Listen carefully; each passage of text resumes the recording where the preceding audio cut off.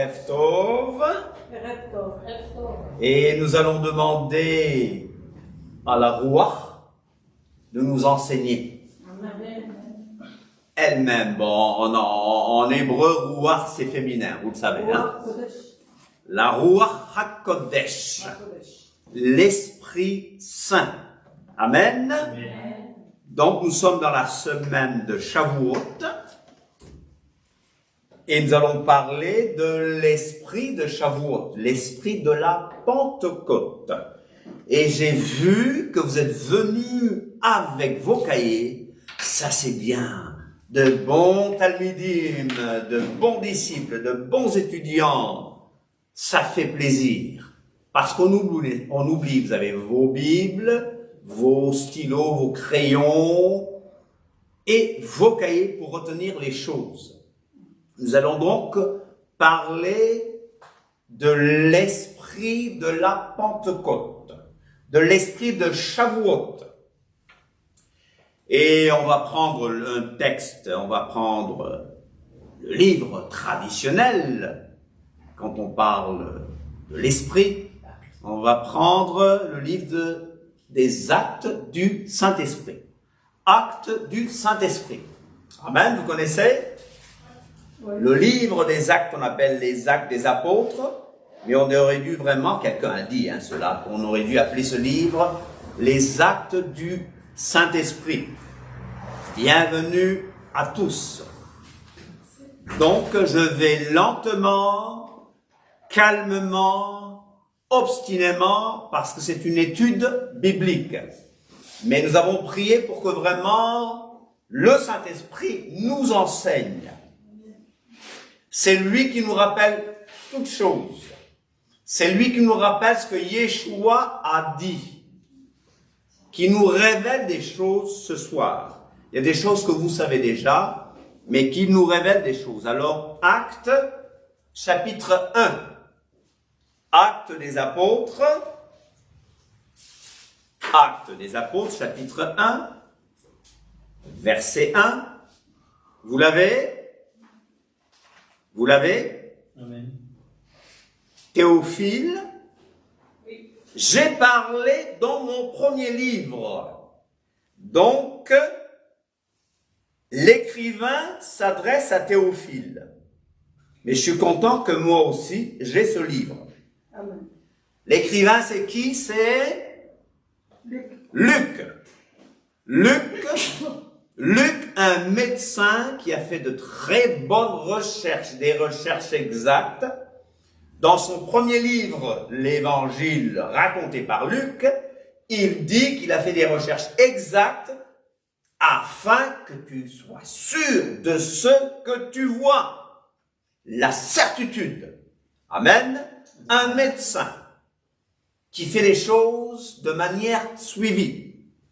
Donc, Théophile, j'ai parlé dans mon premier livre, l'Évangile raconté par Luc, de tout ce que Yeshua a commencé de faire et d'enseigner dès le commencement, jusqu'au jour où il fut enlevé au ciel, l'ascension qui a été fêtée au sein de la chrétienté la semaine passée, le jeudi, je ne sais plus quelle date, après avoir donné ses ordres par la Ruach HaKodesh aux apôtres qu'il avait choisis. Il donne ses ordres par l'Esprit Saint, par le Saint-Esprit. Après qu'il eut souffert, il leur apparut vivant et leur en donna plusieurs preuves, se montra à eux pendant 40 jours. Et qu'est-ce qu'il faisait pendant ces 40 jours? Et parlant des choses qui concernent le royaume d'Élohim, le royaume de Dieu, le royaume d'Élohim. Alors, tu vas dire que quand nous parlons du Saint-Esprit, quand nous parlons de la Pentecôte, n'oublions pas de mettre aussi l'accent sur le royaume de Dieu. Parce que ce royaume vient, il est déjà en nous, mais il va bientôt se manifester pendant 40 jours. On va faire une petite pause d'étude. 40. Dans la Bible, il y a beaucoup de chiffres qui sont symboliques. Il y a des chiffres qui ont un message. On ne tombe pas dans la numérolatrie, etc., etc. Il ne faut pas essayer de chercher un sens dans tous les livres. Quelquefois, c'est juste un chiffre. Mais là, pendant 40 jours, le chiffre 40 nous parle d'épreuves, d'attente, de jugement. 40 ans à tourner dans le désert, ça me parle aussi de renouvellement de génération. Une génération dans la Bible, c'est souvent 40 ans. Alors, il fallait que cette génération d'incrédules meure dans le désert. Et ils n'allaient pas rentrer dans la terre promise. Ils n'y étaient pas préparés. Mais n'oubliez pas que quand Dieu t'emmène dans le désert, c'est pour parler à ton cœur. Et il y a des gens qui refusent que Dieu parle à leur cœur. 40 ans. Il fait 40 jours. Il donne toutes les preuves. Il parle du royaume de Dieu. Ça me rappelle les 40 jours et 40 nuits de Moïse sur le mont Sinaï. Ça me rappelle les 40 jours et 40 nuits de Jésus dans le désert, qui a jeûné, n'est-ce pas? Son ministère, il passe d'un ministère privé à un ministère public, grâce à ce temps dans le désert, suivi de son baptême. Y a-t-il d'autre chose? Les Philistins ont fait souffrir les Israélites pendant 40 jours. C'était 40 jours ou 40 ans? 40 jours. Très bien. Comment il s'appelle le grand là? Le Goliath. Il les insulte pendant 40 jours jusqu'à ce que quelqu'un rempli de l'esprit d'Élohim règle son compte. Vous allez dire 40 jours, ça veut dire quelque chose. Élie a marché pendant 40 jours vers le mont Horeb, Sinaï. D'accord? C'est bien ça, hein? Alors 40 jours, qu'est-ce qui se passe avec ces 40 jours? Il est là, il est en transition parce que n'oubliez pas qu'il est ressuscité. Il a un corps glorifié, mais il mange encore. Il disparaît, il passe par les murs, il revient, mais il n'est pas encore monté vers son Père. Mais pendant 40 jours, il parle du royaume d'Élohim. Tu vas dire à ton voisin, voici je vous énerve encore, tu vas dire que le livre des Actes des Apôtres ou des Actes du Saint-Esprit commence par le royaume de Dieu. Et si vous allez vers la fin, vous allez voir que Paul aussi parlait du royaume de Dieu dans Acte 28. Acte commence avec le royaume de Dieu et se termine avec le royaume de Dieu. Donc, il est bon de commencer à exercer la mentalité du royaume. Pas la mentalité du désert, pas la mentalité de la sauterelle. La mentalité de la sauterelle, c'est quoi? Oh, il y a des géants. Qu'est-ce qu'ils ont fait? C'était pendant 40 jours aussi. Qu'ils ont exploré le pays de Canaan. Le pays où coule le lait et le miel a été exploré pendant 40 jours. Avec combien d'espions? 12 espions. Et 10 de ces espions-là avaient une mentalité de sauterelle. Hein? Une mentalité de sauterelle. C'est-à-dire, ils sont trop grands, on ne pourra pas. Mais il y avait deux, Caleb, comme le cœur, Caleb et Yehoshua, qui a dit, on y va, possédons le pays. Donc, l'esprit de Pentecôte est un esprit qui te dit oui, yes you can. Et c'est pas Obama qui l'a dit.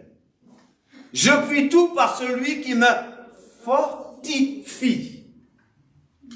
40 jours, on explore, et tu dis, on ne peut pas. Qu'est-ce qui se passe?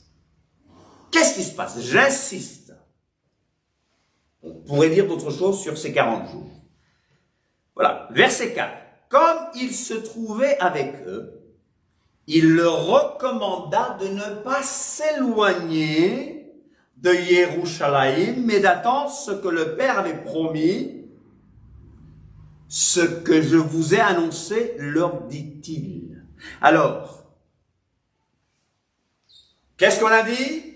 40 ans, 40 jours, épreuve, jugement, temps d'attente.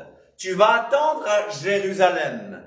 Tu vas dire à celui qui est à côté de toi que pour recevoir cette promesse-là, Yeshua leur dit d'attendre à Jérusalem. Et qu'il y a des promesses que Dieu t'a faites.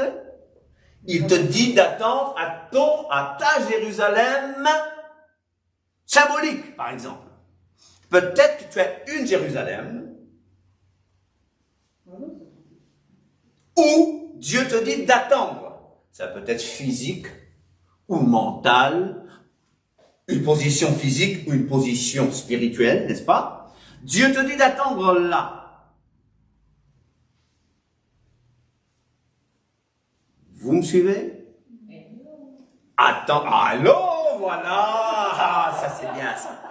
Ça c'est de bons élèves. Ah, ça c'est bien ça. Tu attends à Jérusalem. Tu attends à Yerushalayim.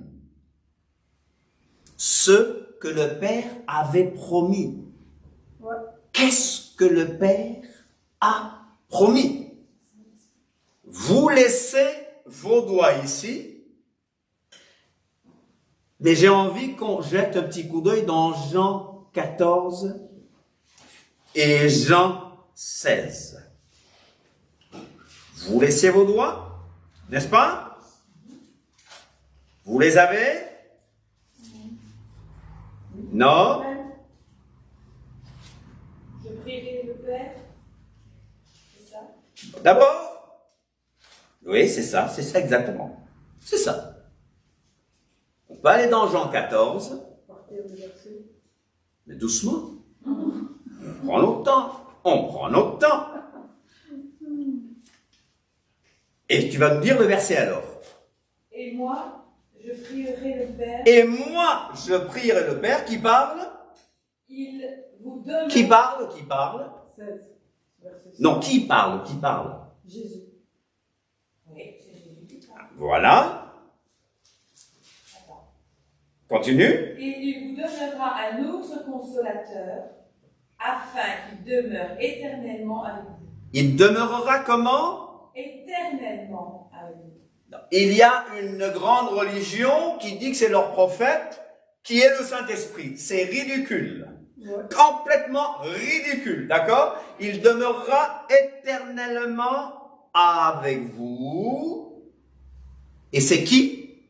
Je dis bien c'est qui? Je n'ai pas dit c'est quoi, parce qu'il ne s'agit pas d'une chose, il ne s'agit pas d'un homme, et on va voir de quoi ou de qui il s'agit. On continue? Continue? Le verset 17, par exemple. L'esprit de vérité que le monde ne peut recevoir parce qu'il ne le voit point et ne le connaît point. Il ne le voit point et il ne le connaît point. Mais vous, vous le connaissez, car il demeure avec vous et il sera en vous. S'il s'agissait d'un prophète quelconque, dites-moi un prophète qui rentre dans les gens. Ça n'existe pas. Il s'agit de l'esprit de vérité. L'esprit de vérité. Le consolateur, un assistant, qui sera avec quoi? L'assistant, il vient, il te prend comme ça, il t'aide. Le paraclet. C'est une promesse qu'on n'a pas seulement dans Jean, mais on n'a pas le temps de tout lire, mais c'est une promesse que les apôtres attendent. Mais il y a des conditions pour recevoir cet esprit, et je reviens à Acte 4. Acte 1, pardon. Verset 4. À la fin, ce que je vous ai annoncé, leur dit-il, car Yohanan, verset 5, car Yohanan a baptisé d'eau, mais vous, dans peu de jours, vous serez baptisés de la Ruach HaKodesh. Yohanan Hamadbil, Jean le baptiseur. Yohanan, l'Éternel a fait grâce. L'Éternel a fait une faveur. C'est ça que ça veut dire, Yohanan. Okay? Yohanan donc a baptisé de quoi? D'eau. Mais vous, dans quelques jours, vous serez baptisés du Saint-Esprit. Baptisés du Saint-Esprit, baptisés de feu. Pourquoi? Le pasteur l'a bien dit dimanche, il y a un seul baptême, une seule espérance, un seul esprit, etc. Un seul Elohim, il l'a bien dit. Mais quand on va dans Hébreu, pas la peine d'y aller parce que je veux pas que nous nous fatiguions, dans Hébreu 6, versets 1 à 2, vous allez voir les éléments de la parole de Mashiach. Les éléments de la parole de Mashiach. Connaissez-vous ces éléments de la parole, les ABC de l'évangile, vous le savez, vous le connaissez? Les ABC, les éléments élémentaires de la parole de Christ. Vous les connaissez? C'est dans Hébreux 6. Le premier élément, c'est le renoncement aux œuvres mortes, c'est-à-dire la repentance. Deuxième élément, la foi en Elohim. Quel est le troisième élément? Quel est le troisième élément? Quel est le troisième élément? Si j'étais vous, j'aurais fait ça. Si j'étais vous. Hébreux 6, verset. Si j'étais vous, j'aurais fait ça. Je n'aurais laissé personne me voir. Et j'aurais fait semblant de savoir. Non, c'est tricher ça. La foi en Elohim. Troisième élément. La doctrine. La doctrine des baptêmes. Vous voyez? Qu'est-ce qui est écrit? Qu'est-ce qui est écrit? Troisième élément, c'est quoi? Quel est le troisième élément de la parole? Quel est le troisième élément fondamental de la doctrine de Christ? Troisième élément? Oh non, mais lisez quand même. Non, mais vous pouvez lire quand même. Quoi? Enseignement des baptêmes. L'enseignement des baptêmes? Ou bien? Non, mais attends, doucement. On recommence. Renoncement aux œuvres mortes. Repentance. Foi en Elohim. On va. Deuxième élément, la foi en Elohim. Troisième élément, Enseignement la. C'est écrit quoi? Les baptêmes. Les baptêmes. Oh, mais pourquoi c'est au pluriel? Dans second, on a la doctrine des baptêmes. Pourtant, il est bien dit qu'il n'y a qu'un seul baptême. Pourquoi la doctrine des baptêmes? Pourquoi la doctrine des baptêmes? Parce que c'est de l'eau et c'est du feu, baptême de feu. Oh, ça c'est bien ça. Il y a un seul baptême qui sauve. On est clair? Il y a un seul baptême qui sauve, ce n'est pas le baptême d'eau. Non. Ne dites pas que j'ai dit que le baptême sauve. J'ai dit il n'y a qu'un seul baptême qui sauve. C'est quand le Saint-Esprit te prend et qui te plonge dans le corps de Yeshua, dans le corps de Mashiach. Ok? Amen. Ça, c'est le baptême effectué par le Saint-Esprit. Parce que le Saint-Esprit baptise les gens dans le corps de Messie, de Mashiach. D'accord? Je vous donne le temps, c'est une étude. C'est une étude. On prend le temps, n'est-ce pas? Et j'ai ma montre aujourd'hui, donc je ne vais pas déborder. C'est dangereux quand j'ai pas ma montre. Parce que je suis tellement pris par l'enseignement ou par la prédication que j'oublie. Mais j'essaie d'être précis, court, n'est-ce pas? Une grande amie de ma mère, au Cap-Vert, on leur a dit témoignage. Elle s'est levée, elle a dit ok, Je donne un témoignage. Il a dit, Deus est grand, monde est l'orgue. Vous avez compris? C'était son témoignage. Amen. Dieu est grand. Deus est grand, monde est l'orgue. C'était ça son témoignage. Vous avez compris? Dieu est grand et le monde est large ou vaste. Elle s'est assise. Ta fille, quand elle prie, elle dit merci pour les hymnes. Elle s'arrête, n'est-ce pas? On dit ce qu'on a à dire et on s'arrête. Mais je reviens. Pourquoi la doctrine des baptêmes alors qu'il n'y a qu'un seul baptême? Il n'y a qu'un seul baptême qui sauve. C'est quand la Ruach HaKodesh te prend et qu'elle te plonge dans le corps de Mashiach. Amen. Amen. Ce n'est pas un baptême d'eau, c'est un baptême spirituel. Mais pourquoi la doctrine des baptêmes? Après, il y a imposition des mains, résurrection des morts, jugement dernier, d'accord? Mais je vais m'arrêter ici. Pourquoi la doctrine des baptêmes? Parce qu'il y a le baptême d'eau, comme tu dis. Le baptême d'eau, c'est quand le baptiseur te prend et qui te plonge dans l'eau. Il y avait le baptême de Jean.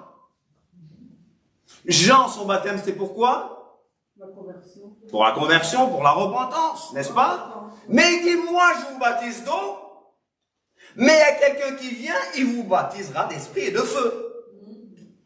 Oh, ça commence à devenir intéressant. Et tu vas dire, l'un des symboles de la Ruach HaKodesh, du Saint-Esprit, donc, c'est le feu.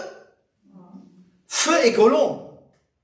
Pasteur, comment est-ce que ça se marie? Le feu brûle tout. Le feu va brûler tout ce qui n'est pas de Dieu. Ouais, c'est ça. Donc, si tu ne connais pas Elohim, ne demande pas le baptême de feu, parce que ce baptême-là te détruira. Bah oui. Et dans les temps de feu et de soufre. Mais pour nous qui sommes des saints, le baptême de feu va brûler en moi tout ce qui n'est pas d'Elohim. Alléluia. J'aime ce baptême-là. Il y a le baptême d'eau, on l'a bien dit. Il y a ce baptême qui sauve, où le Saint-Esprit te prend et te plonge dans le corps de Jésus. Mais c'est pas fini. On va vers Shavuot. C'est un temps d'attente entre Pessah, qui signifie être sauvé par le sang de Mashiach. Après Pessah, on a quoi? Pain sans levain. On parle du sang qui nous purifie. Oui, c'est pas fini. Et il y a une troisième fête. La fête à laquelle notre Adon, notre Seigneur, a été ressuscité. C'est la fête des... Non, il est ressuscité quand? Il est ressuscité après Nice. Bikurim. Il est mort le 14 du premier mois qu'on appelle Nissan. Malheureusement, c'est des noms d'origine babylonienne, d'accord? Ok? Mais il y a quand même Nissan et Aviv dans la Bible. Mois d'Aviv, vous savez? D'accord. Le premier mois, le 14 du premier mois, qu'est-ce qu'il fallait sacrifier? L'agneau pascal. Notre Adon a été sacrifié le 14. Donc l'agneau était immolé le 14 et on le mangeait quand? Hein? Entre les deux soirs, donc du 14 au 15. Et commençait aussi la fête des pains sans levain. La Pâque était mangée le 15. Mais, souvenez-vous d'une chose.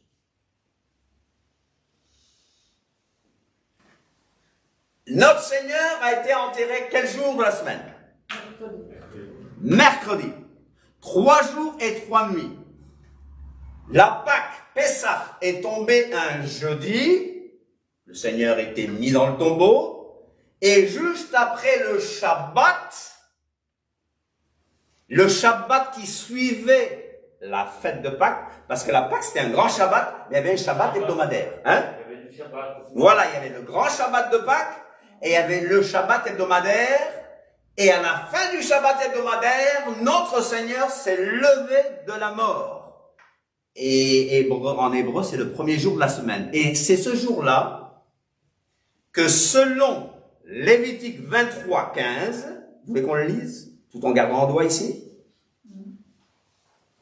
C'est une étude biblique, d'accord? C'est une étude biblique. C'est une étude biblique. Lévitique 23, 15.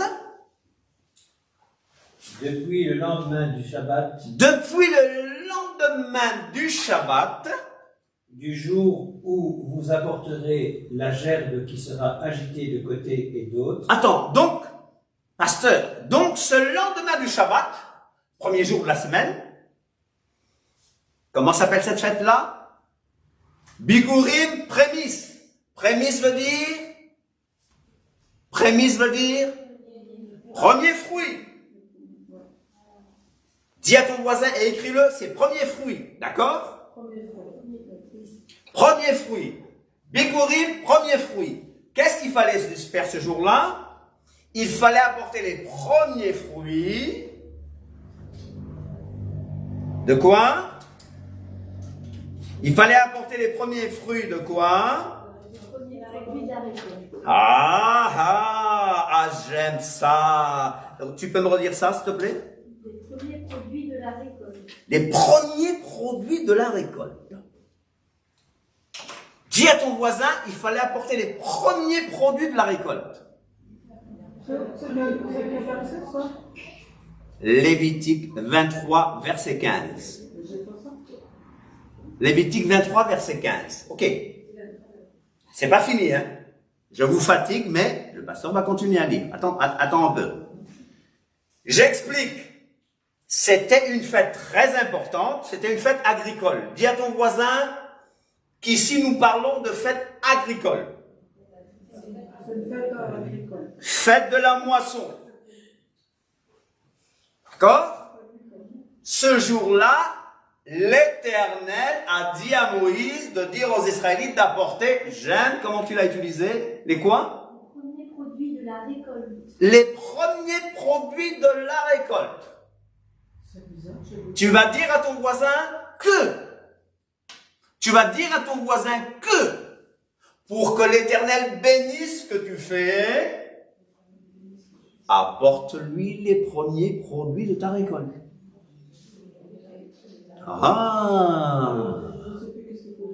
Oh. Oh, on va dire, vous manipulez les gens avec votre affaire de dîmes et d'offrandes. Attention!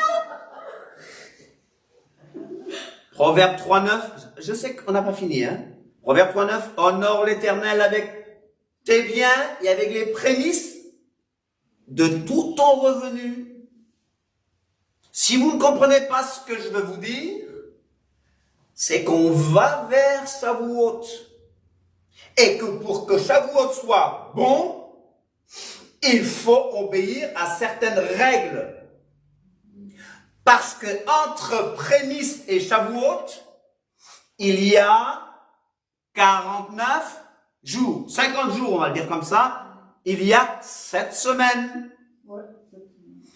Alors l'Éternel dit, Virginie, encore une fois, j'aime beaucoup comme tu l'as dit, Les premiers produits de la récolte. tu apportes les premiers produits de la récolte. Sous quelle forme? Sous la forme de gerbes d'orge. Et moi, vous me présenterez une nouvelle offrande. Mais tout ça c'est bon ça. Vous me présenterez une... Non, je veux que ça soit frais. Je veux que ça soit quelque chose de... D'abord, tu m'honores. Tu penses à Elohim d'abord, tu l'honores d'abord. Et après, tu peux espérer les bénédictions. Mais Michel, tu es dans l'évangile de la prospérité. Non. Je ne suis pas du type à prêcher un évangile matérialiste. Je dis ce qui est écrit dans les textes bibliques.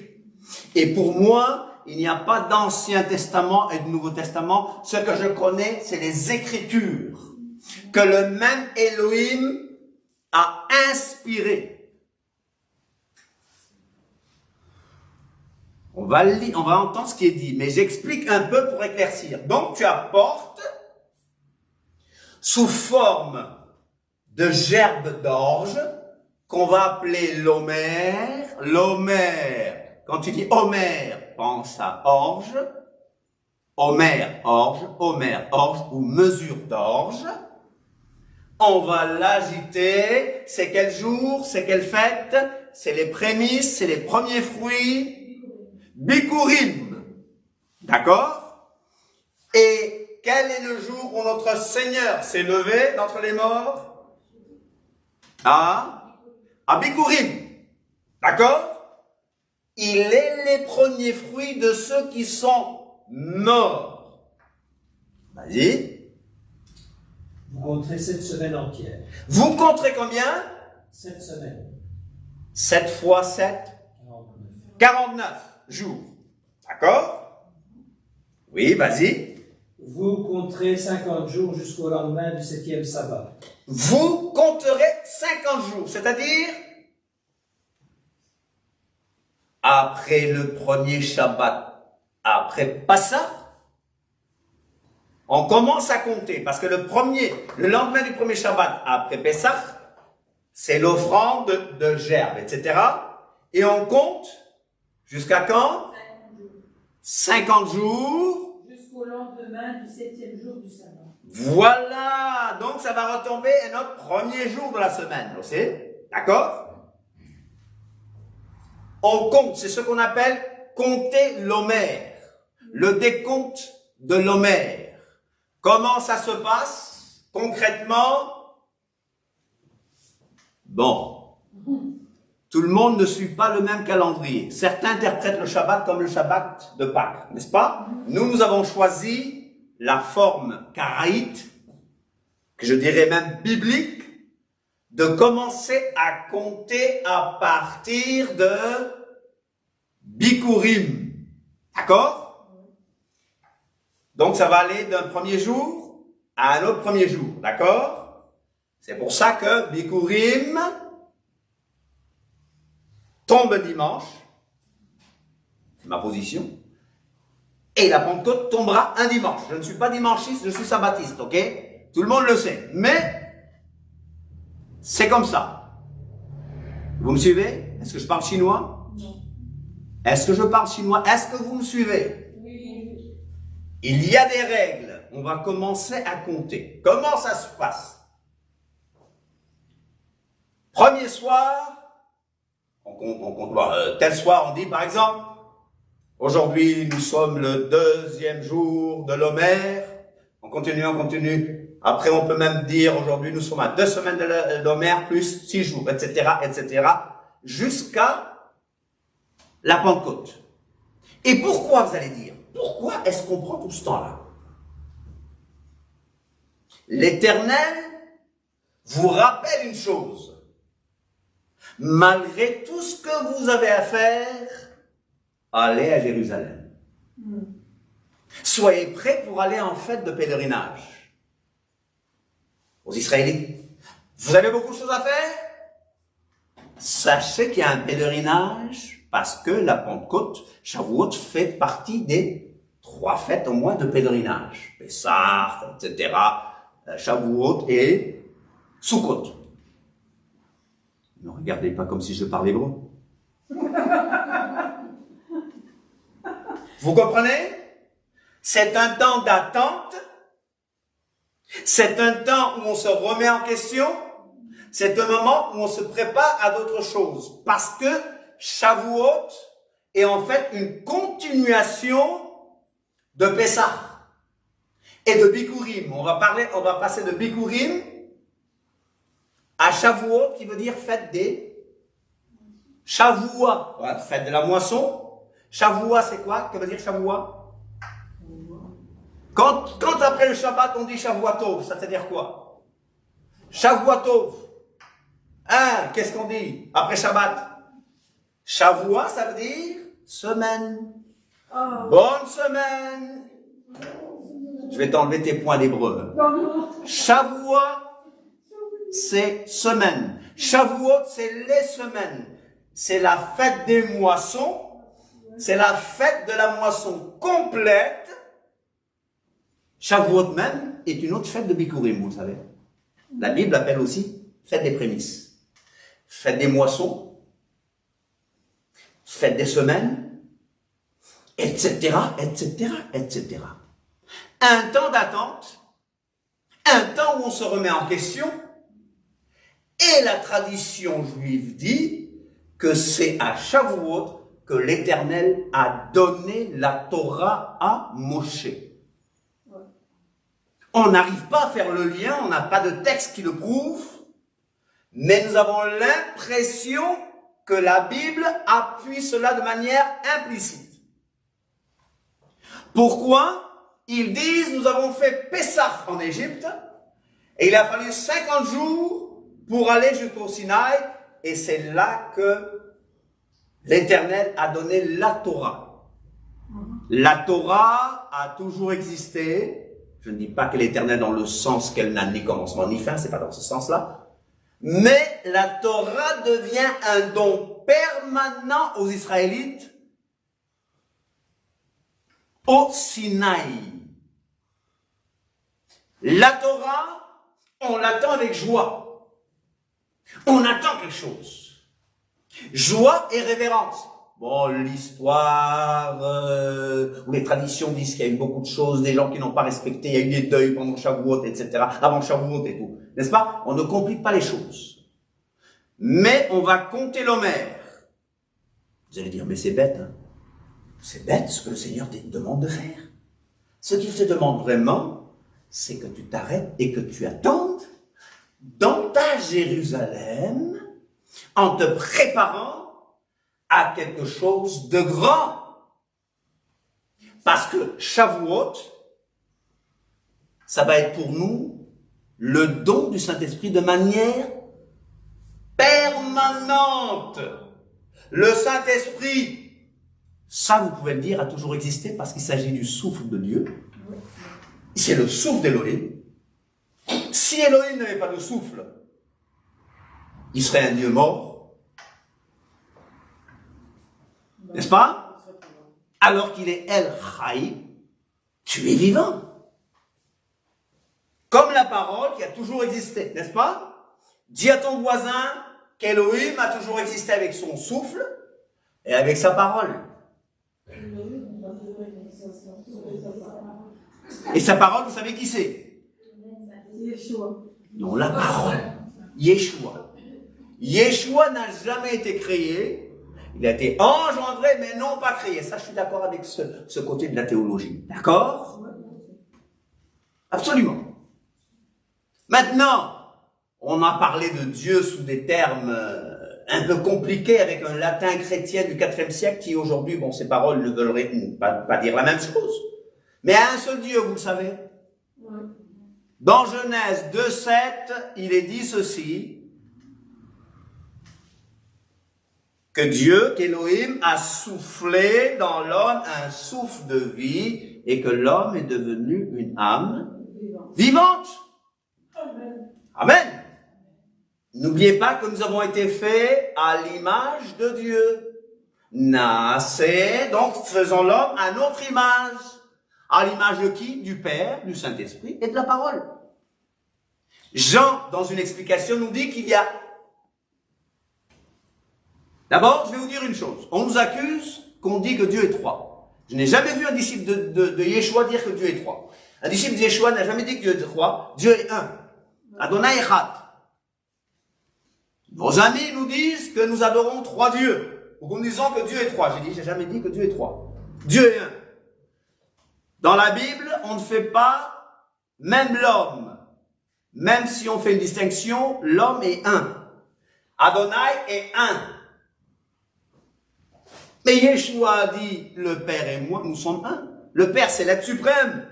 Nous sommes un. Il est sa parole. Ou bien vous croyez que Dieu était muet avant? Dieu était muet? Si Jésus n'est pas éternel comme le Père, d'ailleurs le Père crée, le Fils crée, le Saint-Esprit crée. Je peux vous dire, il y a des attributs divins. Le Saint-Esprit crée. Donc on est d'accord, ça c'est des choses que vous savez. Je parlais de choses dont on parle moins. C'est la Ruach HaKodesh. Nous parlons du souffle de sanctification. Dis à ton voisin, le Saint-Esprit est le souffle de sanctification. Le souffle d'inspiration. Ah, sur Internet, j'ai vu, quelqu'un a dit que le Saint-Esprit n'est pas l'Esprit de Dieu. Sur Facebook. Mais à beaucoup, excusez-moi du terme, non, je ne vais rien dire de mauvais.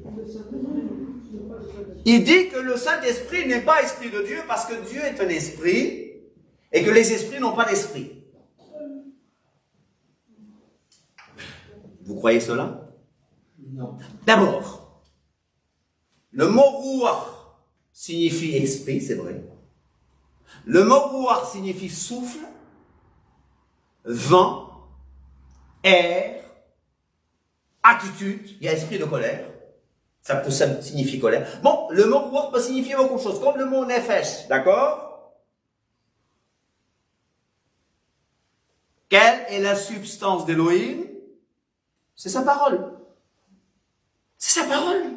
C'est ça la substance d'Élohim. Oh, tout esprit a une substance spirituelle. Mais qu'est-ce qui anime cet esprit? Un esprit a aussi un souffle qui l'anime. Vous êtes d'accord avec moi? Vous êtes d'accord avec moi? Que donc le Saint-Esprit anime Dieu lui-même. Au commencement était la parole était avec Dieu, la parole était Dieu, était au commencement avec Dieu. Toutes choses ont été faites par elle, et rien de ce qui a été fait n'a été fait sans elle. En elle était la vie. Dans la parole de Dieu était la vie. Et depuis le départ, pour ceux qui me disent que l'Esprit de Dieu n'est pas l'Esprit, que le Saint-Esprit n'est pas l'Esprit de Dieu, je dis, mais vous avez tout faux.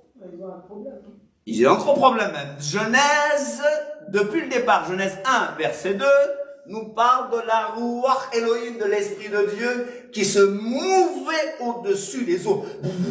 Maïm. Celui qui croit en moi, des fleuves d'eau vive couleront de son sein. C'est pour ça que nous sommes quoi? Eau vive. Eau vive.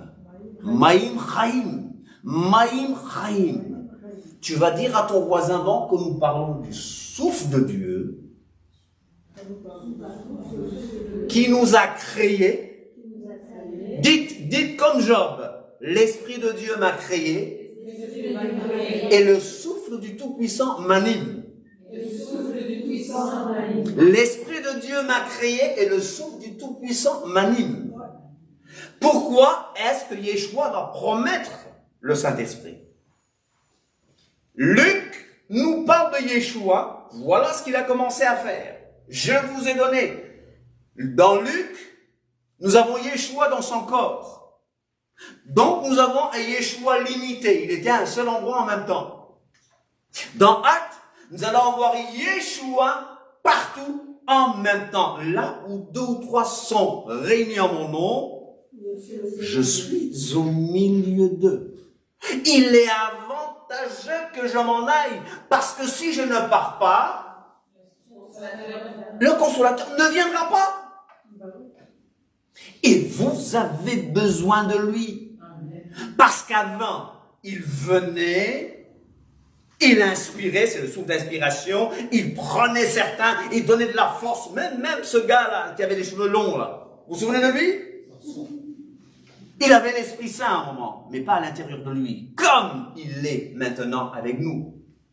Quand l'Esprit de Dieu agit en moi, je chante, je danse comme David, n'est-ce pas? Maintenant, c'est un don permanent. Au-dessus de moi, regardez les positions, au-dessus de moi, il survient sur moi, mais il agit, il habite en moi. Alors, je reviens à la doctrine du baptême. Le baptême de Jean, tout le monde sait ce que c'est. D'accord? Le baptême de feu et d'esprit, ça c'est autre chose. Ça c'est Yeshua qui me prend. Yeshua devient le baptiseur. Yochanan a dit, moi je vous baptise d'eau. Et Yochanan a bien dit qu'il n'est même pas digne de... Oh, vous connaissez la Bible. Oh, merci pour cette communauté. Tu as fait un bon job. Tu as fait un bon travail. Ah, ça c'est bien, c'est encourageant. Maintenant, Mashiach devient le baptiseur et te plonge dans son esprit. Parce que le Saint-Esprit, c'est l'esprit de Dieu, c'est l'esprit de Yeshua. On est d'accord? On est d'accord. Il y a des conditions, le pasteur a bien insisté, que Dieu donne son esprit à ceux qui lui obéissent. À ceux qui lui obéissent. Amen. Alléluia. La Bible dit qu'on a reçu les prémices, les bikurim de l'esprit. Yeshua, il est le premier fruit de ceux qui sont morts, premier-né d'entre les morts. C'est le premier qui est ressuscité et qui n'est plus jamais mort. Ça, vous savez, il y a eu d'autres résurrections dans la Bible, hein, n'est-ce pas? Avant lui. Ce n'est pas le premier à être ressuscité, mais c'est le premier à être ressuscité et qui ne mourra jamais. Vous le savez? C'est pour ça qu'il est les prémices, les premiers fruits de ceux qui sont morts. Donc, les premiers fruits à Bikurim. Et on va encore compter cette semaine. Dieu te dit que si tu veux être rempli du Saint-Esprit, tu as un prix à payer. Il y a un prix à payer. C'est des fêtes agricoles? Oui, premier fruit. Le Saint-Esprit te parle, le Saint-Esprit aussi nous donne les fruits de l'Esprit. Il nous donne des dons spirituels. Les dons, c'est cadeau. Tu les reçois gratuitement. Mais le fruit de l'Esprit, il se travaille. Il se cultive. Et ça fait mal. Voilà pourquoi tu dois compter l'Homère. Et je ne te dis pas de le compter de manière littérale. Nous avons les prémices de l'Esprit. Nous avons été scellés du Saint-Esprit. Bikurim d'entre les morts, ça me garantit ma résurrection. Maintenant, les prémices de l'Esprit vont me garantir une vie de puissance. Je n'ai pas fini Actes. Et on revient à Actes. Désolé de vous avoir trimballé de droite à gauche, mais c'était pour la bonne cause. C'est ça l'étude biblique, d'accord. Heureusement qu'il y a des gens qui m'encouragent ici, n'est-ce pas? Acte combien? Chapitre 1, verset 5. Ah, Roxane est très encouragée et encourageante, alléluia. Ça fait plaisir. Car Yohanan a baptisé d'eau, mais vous, dans peu de jours, vous serez baptisés du Saint-Esprit.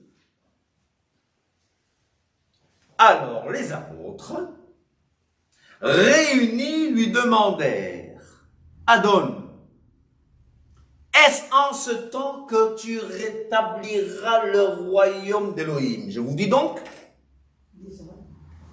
d'Israël, pardon. Ils ont une chose en tête. Ils veulent le royaume de Dieu. Ils ont marre de la souffrance, comme nous maintenant, n'est-ce pas? On veut le royaume de Dieu.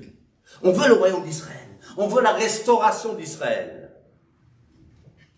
Quelle était la prophétie de Siméon concernant Yeshua? Lumière des nations et gloire d'Israël.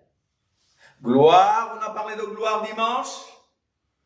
Vous avez compris? On va dire même que la substance d'Israël, c'est Mashiach. C'est Yeshua. La substance d'Israël, ce qui fait qu'Israël est puissant, c'est Mashiach. Israël sans Yeshua n'a pas de raison d'être. La Torah elle-même devait nous conduire à Yeshua. Oh, il y a des gens qui vont nous crucifier là. Non, Pas ici. Mais Israël sans Yeshua n'a pas de gloire. La gloire d'Israël, c'est Yeshua HaMashiach. Vous me suivez? Amen. C'est lui qui nous baptise de feu et d'esprit. Donc, est-ce à ce temps que tu vas rétablir le royaume d'Israël? Il leur répondit, Ce n'est pas à vous de connaître les temps ou les moments que le Père a fixés de sa propre autorité. Mais, verset 8. Ah, tout bon pentecôtiste connaît ce verset par cœur. Mais le Saint-Esprit descendra sur vous. Non, doucement. Mais vous recevrez quoi? Une puissance. Vous recevrez une puissance. Oh, il y a une secte là, hein, qui frappe aux portes des gens qui dit le Saint-Esprit, c'est la force active de Dieu.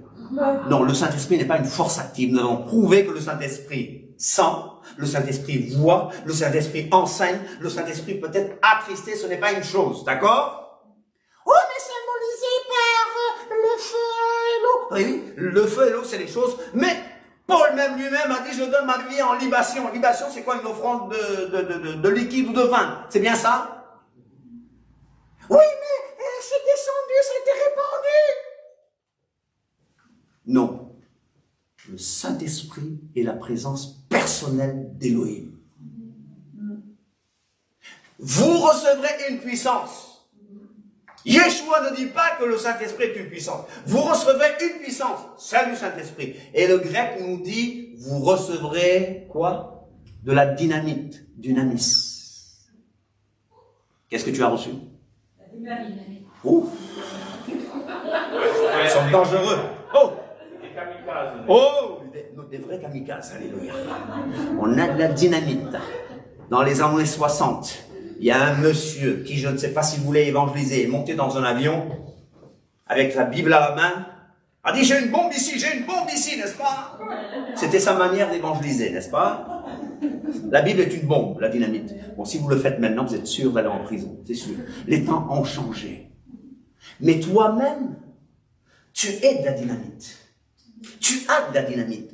Vous recevrez une puissance, la Ruach HaKodesh survenant sur vous, et vous serez quoi? Vous serez mes témoins. Vous serez mes témoins. Et le grec dit, vous serez mes... Disciples. Non, le grec dit, vous serez mes martyrs. Nous sommes les vrais kamikazes. Vous serez mes martyrs. Vous serez mes martyrs. Et le martyr, il est prêt à mourir pour Yeshua. Le martyr, pourquoi? Vous vous souvenez quand on a parlé de la sanctification? Le martyr, il est là pour Al-Kiddush Hashem. Al-Kiddush Hashem. Al-Kiddush Hashem, pour la sanctification du nom. Il est prêt à mourir pour la vérité.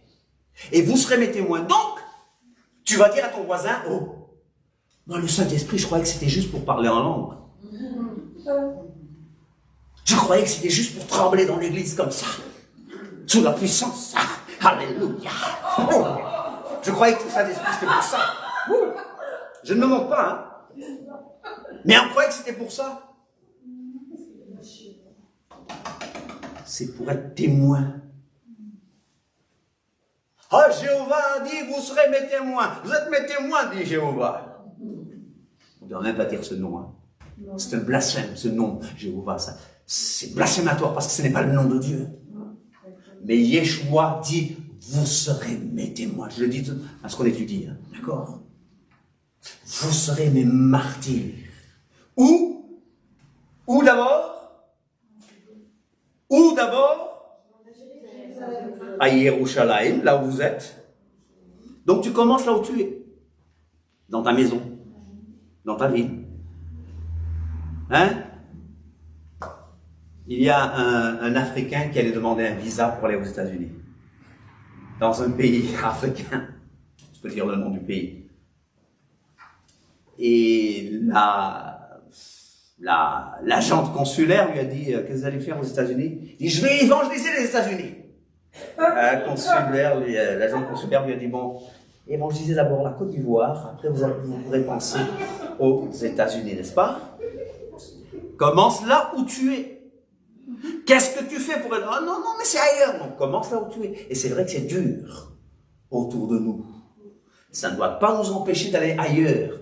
Quand ceux autour de nous n'ont rien dit, n'est-ce pas? Qu'est-ce que les apôtres ont fait? Ils ont commencé par les Juifs. Mais beaucoup de Juifs ne voulaient pas. Et qu'est-ce que Paul a dit? Ben, nous irons vers ceux qui veulent. Et parce qu'ils ont refusé, des barbares comme nous avons accepté. avons été intégrés, avons reçu la Torah, nous aimons la Torah, nous aimons Israël, Amen. nous défendrons Israël, et nous voulons les rendre jaloux, jusqu'au moment où ils diront Baruch haba Beshem Adonai, béni soit celui qui vient au nom d'Adonai, Yeshua HaMashiach. Amen. Donc, mais vous recevez une puissance, la Ruach HaKadosh survenant sur vous, et vous serez mes témoins où, je dis bien, À Jérusalem, dans toute la Judée, et la Samarie. et jusqu'au... Après avoir dit cela, il fut élevé pendant qu'ils regardaient, et une nuée le déroba de leurs yeux. Et comme ils avaient les regards fixés vers le ciel, pendant qu'ils s'en allaient, voici deux hommes vêtus de blanc leur apparurent et dirent, hommes galiléens, pourquoi vous avez... etc. etc. Ils reviendront de la même façon. Ok? Verset 12. Ces apôtres et autres disciples sont-ils en train de compter l'Homère? Ils comptent l'Homère. Parce qu'ils savent qu'il y a quelque chose qui vient. Ils se préparent. Ils ont entendu parler du don de la Torah. Et je vous dis une chose, on ne peut pas diviser l'esprit de la parole. On ne peut pas diviser l'esprit de la Torah. D'accord? La Torah, quand on parle de la Torah, vous pensez à loi. C'est rude, c'est justice. Mais je vous rappelle une chose. Elohim est amour, Elohim est aussi justice. Vous vous souvenez de Rachel? Rachel? Oui. Qu'est-ce qui s'est passé avec Rachel? Hein? Il y a une qui a dit elle était belle, c'est bien. Elle a fait C'est des tout grosses ce- bêtises. Hein? Elle a fait des grosses bêtises. Rachel? Vous vous souvenez de Rachel?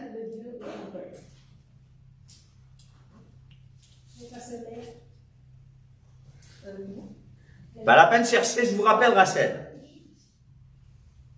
Jacob donna le nom de Bethel au lieu où Elohim lui avait parlé. Ils partirent de Bethel et il y avait encore une certaine distance jusqu'à Ephrata. Lorsque Rachel accoucha, elle eut un accouchement pénible. Et pendant les douleurs de l'enfantement, la sage-femme lui dit, ne crains point, car tu as encore un fils. Et comme elle allait rendre l'âme, car elle était mourante, elle lui donna le nom de Ben-Oni.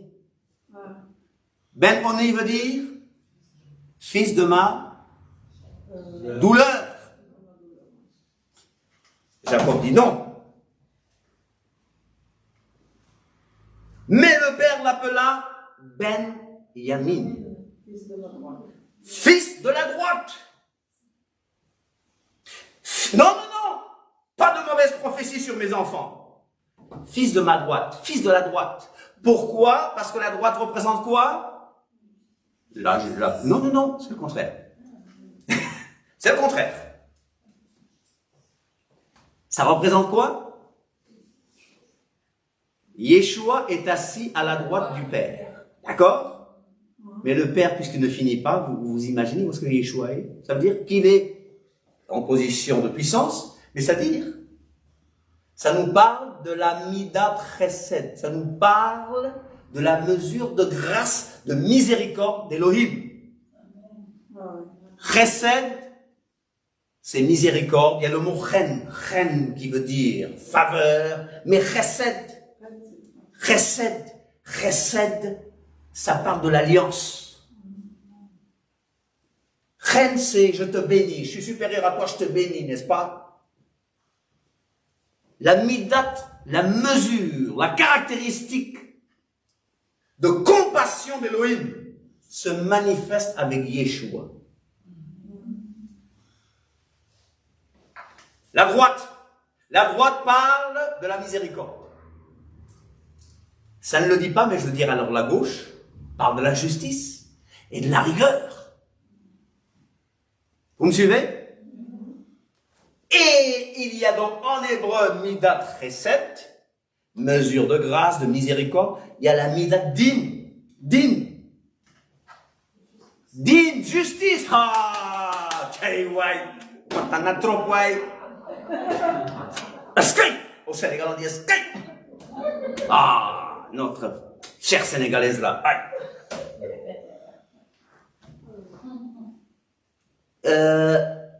Un dimanche, comment il s'appelle, Kader lisait le texte de Matthieu 23. On a parlé du dîme, n'est-ce pas? On a parlé de ces gens qui veulent s'appeler. Et il parle de Dieu, il parle de sa justice, mais aussi de sa miséricorde. Je dis, oh wow! C'est un texte que j'ai lu 1000 fois. Mais vous voyez ces choses? Dieu est amour, mais il est aussi justice. Din, tu prends Daniel. Que veut dire Dan, Din? Daniel, ça veut dire quoi? Daniel, Dieu est mon juge. Le Beddin, c'est quoi le Beddin? C'est le tribunal. Beddin, c'est le tribunal. Celui qui tranche. Hein? Celui qui tranche. Beddin, tribunal. D'ailleurs, en Wolof, on dit dîner. Dîner, c'est la religion. Ça dit que c'est le juste. Hein? Ah non, juste, oui. Le Beddin, c'est le tribunal. Celui qui dit ça, c'est cachère, ça, c'est pas cachère. Vous me suivez? Vous me suivez pas? Oui, c'est avec Tout simplement pour vous dire que l'esprit est comme une colombe.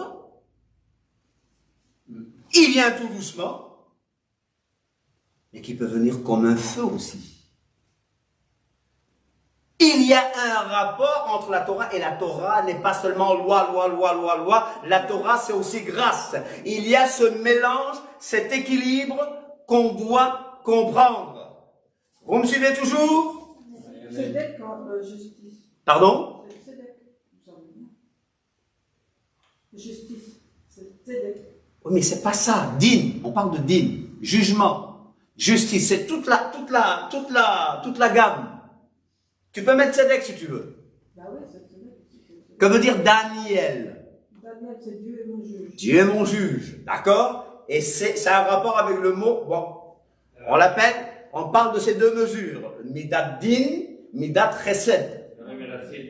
C'est la même racine, d'accord? Le Beddin, c'est le tribunal religieux. D'accord? D'accord? Mais on peut ajouter les autres choses, hein. Par exemple, à Chesed, je peux mettre Ren, je peux mettre Ahava, etc. On peut mettre tout ce qui est justice, pour vous dire quel est le rapport entre l'esprit et la Torah. Cependant, je vous dis la vérité. Il vous est avantageux que je m'en aille, car si je ne m'en vais pas, le consolateur ne viendra pas. Je vous l'enverrai. Quand il sera venu, il convaincra le monde de quoi? Ah, et quand il sera venu, il convaincra le monde en ce qui concerne le péché, la justice et le jugement.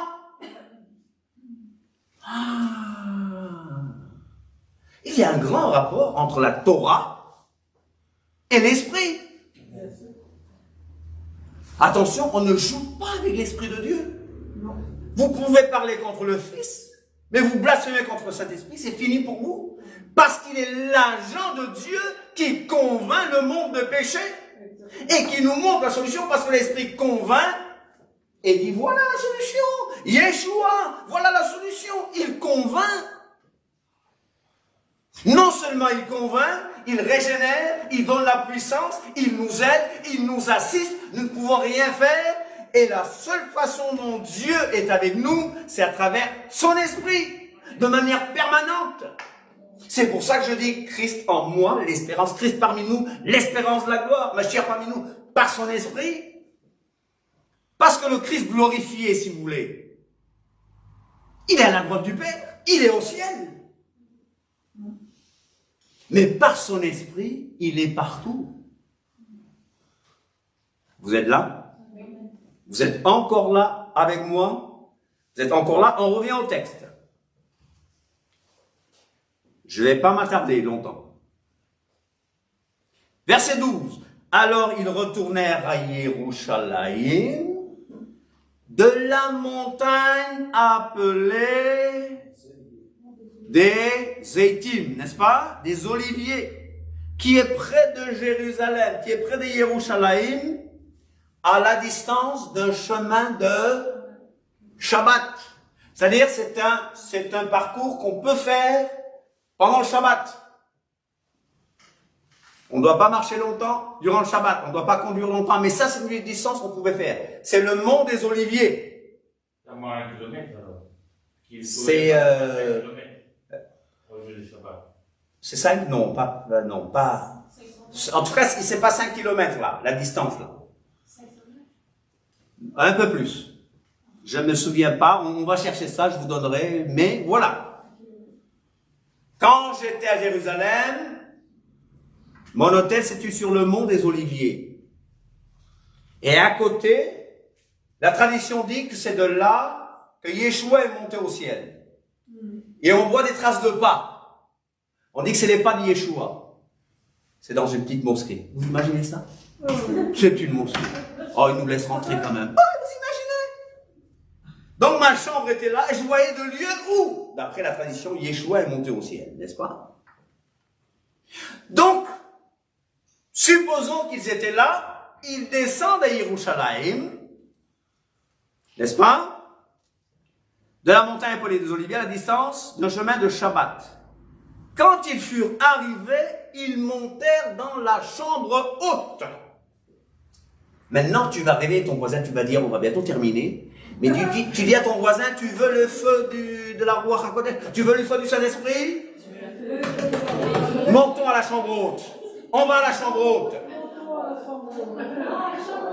La chambre haute. Le Cénacle. J'ai été, tu as sûrement visité aussi ce qu'on appelle le Cénacle. Bon, on ne sait pas si c'est vrai, tout ça, si c'est vraiment là. Mais bon, on espère. On est allé au Cénacle, ma belle-mère et moi. Vous savez, ma belle-mère, c'est un phénomène. Et il y a des gens qui priaient, et j'avais remarqué qu'ils parlaient portugais.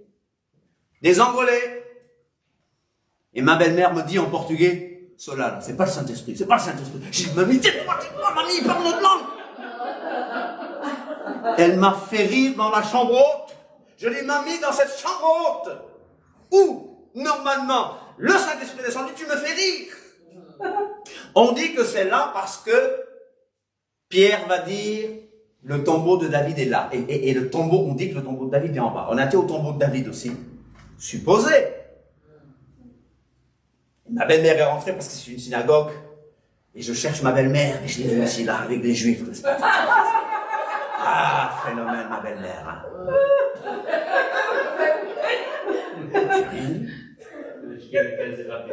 Hein?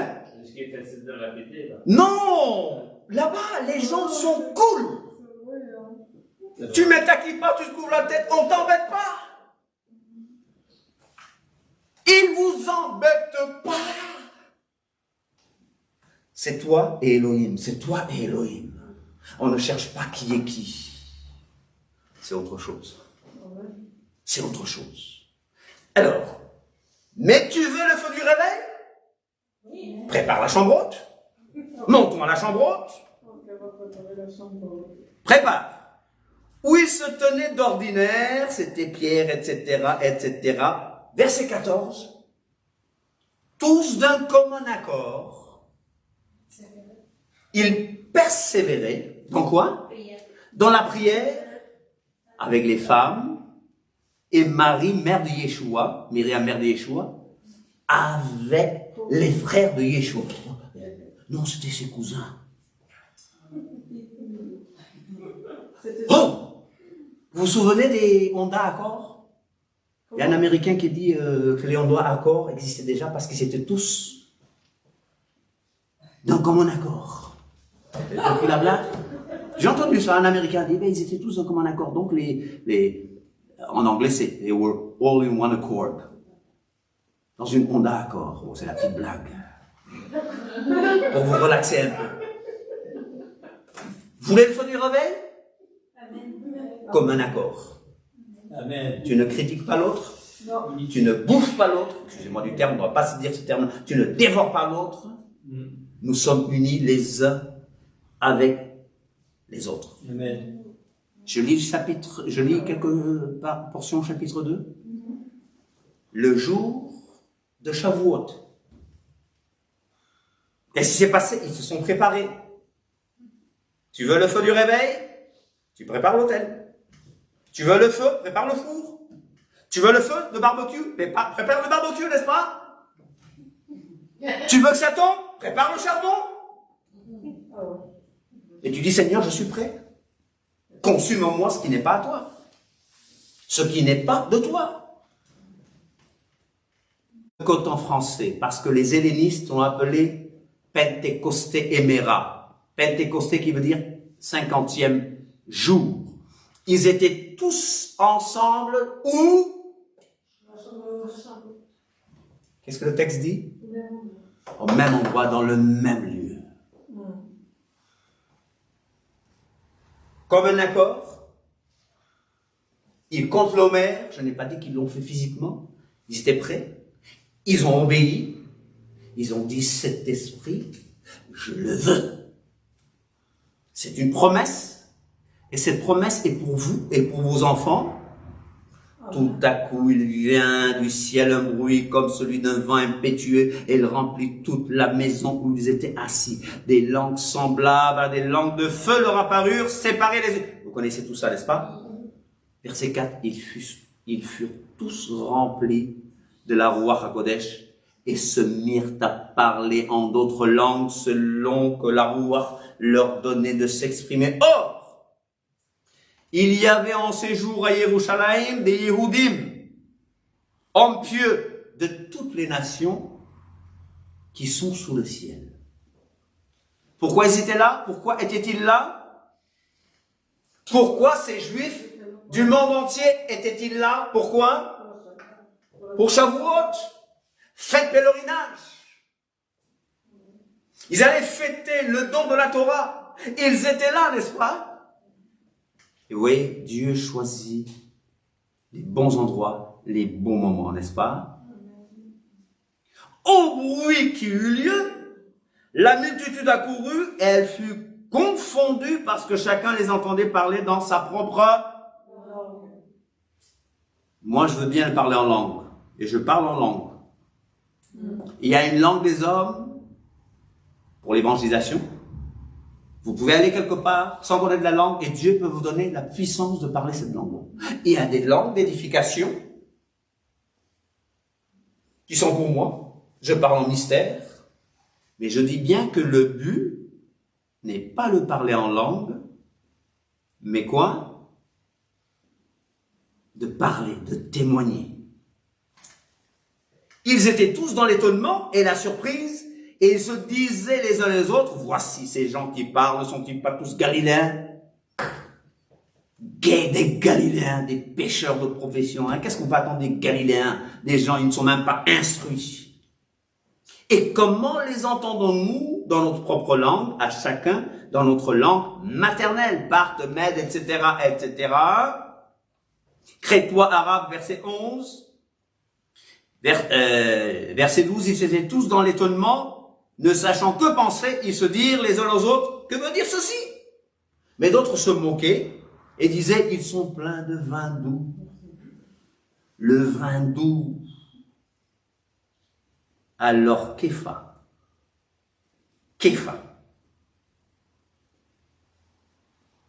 se leva, se présenta avec les 11 et leva la voix. Képha, Pierre, il s'appelait Simon. Le jour où on a livré le Seigneur, Képha a renié notre Seigneur. Il a eu peur. Ce sanguin avait dit, j'irai avec toi. Yeshua lui dit, avant que le corps. Il renie le Seigneur devant une petite fille. Mais le jour de la Pentecôte, nous avons un Képha transformé. Si tu es Pierre, non, si tu es Simon, si tu es Simon, Simon veut dire fameux. Si tu es un Simon et que tu te sens faible, le Seigneur te dit aujourd'hui, je fais de toi une pierre, un Képha, en te remplissant de mon esprit. Le Pierre d'avant la Pentecôte n'a rien à voir avec le Pierre d'après la Pentecôte. Il a renié le Seigneur, mais le Seigneur est allé le chercher. Dites aussi à Pierre. Je le retrouverai en Galilée. Yeshua ne te lâche pas. S'il te poursuit, c'est qu'il t'aime. Il te montre ses mains percées. Et voici, à la Pentecôte, je ne parle pas de l'entrante, de notre ère, tu peux avoir ta Pentecôte aujourd'hui. Tu peux être transformé et être converti. Quand tu seras converti, fortifie mes frères. Paix les agneaux. Quand tu seras converti, ne parle pas de la conversion du salut, mais quand tu passeras d'un état d'homme faible à un état d'homme fort spirituellement, ce sera autre chose. Donc, il se lève. Il leur parle en ces termes, hommes juifs. Et vous tous qui séjournez à Yerushalayim, sachez ceci et prêtez l'oreille à mes paroles. Ces gens ne sont pas ivres. Comme vous le supposez, car c'est la 3e heure, c'est 9 heures du matin. C'est pas des Capverdiens qui boivent sitôt, n'est-ce pas? Ils ne sont pas des Capverdiens. Personne ne rit, non? Vous n'avez pas compris la blague, n'est-ce pas? Il y a des gens, je commence par les Capverdiens, il y a des gens, ils boivent à n'importe quelle heure. Mais ceux-là, ils ne buvaient pas à ces heures-là, n'est-ce pas? Mais c'est ici ce qui a été dit par le prophète Joël. Dans les derniers jours, dit Dieu, je reprendrai de mon esprit sur toute chair. Et il continue de dire, voilà les crucifiés. Maintenant, il n'a plus peur. Vous voyez la puissance du Saint-Esprit? Il n'a plus peur. Voilà les crucifiés. Et l'autre jour, je vous ai dit qu'il n'a pas eu besoin d'avoir le clavier pour créer l'ambiance évangélique. L'ambiance d'évangélisation, c'est les gens même qui sont venus vers lui pour dire, frère, que ferons-nous? Que ferons-nous? Que ferons-nous? Que ferons-nous? J'aime bien le verset 37, n'est-ce pas? Et je vais vous laisser. Après avoir entendu ce discours, ils eurent le cœur vivement touchés et dirent à Képha et aux autres apôtres, hommes frères, que ferons-nous? Képha leur dit, repentez-vous et que chacun de vous soit baptisé au nom de Yeshua HaMashiach pour le pardon de vos péchés et vous recevrez le don de la Ruach HaKodesh. Car la promesse est pour vous et pour vos enfants et pour tous qui sont au loin, en aussi grand nombre que Adonai, notre Elohim, les appellera. Qu'est-ce qui se passe? 3000 âmes vont vers le baptême au nom de Yeshua. Vous connaissez le Père. Vous avez entendu parler de la Ruach Kodesh. Mais ce nom-là, ce nom qui sauve, le nom de Yeshua, et le nom, c'est pas le son. Hein. Vous pouvez dire à un démon, au nom de Yeshua, il ne part pas. Au nom de Jésus, il ne part pas. Dans tous les noms. Tant que tu n'es pas en contact avec la personne, c'est la personne de Yeshua. Yeshua nous a demandé de baptiser au nom du Père, du Fils, donc au nom, au singulier, le nom du Père, du Fils et du Saint-Esprit. C'est quoi la personne du Père, du Fils et du Saint-Esprit? La puissance, la réalité du Père, du Fils et du Saint-Esprit. Vous me suivez? Tu veux le feu de la Pentecôte? Contre l'Homère. C'est-à-dire, sois là et espère. Espérance. J'attends, je me prépare. Mais maintenant, le Saint-Esprit, il est là. Dans toute la Kéhila. Il est à l'intérieur. Et tu n'es pas rempli seulement une fois, parce que la Bible dit, soyez remplis. C'est-à-dire, continuellement remplis de l'Esprit. Parler en langue, c'est bien. Faire des guérisons, des miracles, c'est bien. Mais c'est se lever pour prêcher le royaume de Dieu, c'est encore meilleur. Vous serez mes témoins. L'esprit de Pentecôte te donne tout ce qu'il te faut. L'esprit de Pentecôte t'assiste, te prépare, t'aide. Ce n'est pas une question d'émotion. J'aime bien les émotions. Moi, je tremble, je bouge et tout. Mais ce n'est pas la seule onction. L'onction, c'est la main de Dieu sur vous. Amen. Et je vois plein d'onctions ici autrement. Tout le monde ne saute pas comme moi, tout le monde ne crie pas comme moi. Tout le monde n'oublie pas sa montre comme moi. Mais je vois les personnes et les femmes loin du Saint-Esprit. Alléluia. Merci beaucoup pour votre